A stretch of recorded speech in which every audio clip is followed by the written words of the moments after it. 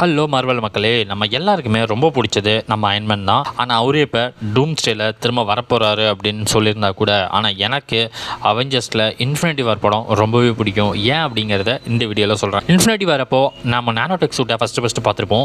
அதோடு இல்லாமல் ஸ்பைடர்மேனுக்கு ஒரு புது சூட்டையும் கொடுத்துருப்பாரு நம்ம அயன்மேன். நல்லா நோட்டீஸ் பண்ணி பாருங்கள். அந்த இடத்துல அன்லாக் 17Aன்னு சொல்லியிருப்பாரு. அதோடு இல்லாமல் கிட்டத்தட்ட வந்து பார்த்தீங்கன்னா நம்ம அயன்மேனுக்கும் அந்த கியூ ஷிப்புக்கும் பார்த்தீங்கன்னா ரொம்ப டிஸ்டன்ஸ் அதிகமாகவே இருந்திருக்கும். ஆனால் அந்த இடத்துல நல்லா யோசிச்சு ஒரு முடிவு பண்ணியிருப்பாரு. இதை விட இன்னொன்று என்னன்னா, ரெஸ்கியூ ஆர்மரை ரொம்ப ஃபாஸ்ட்டாக வர மாதிரி டிசைன் பண்ணியிருப்பாரு.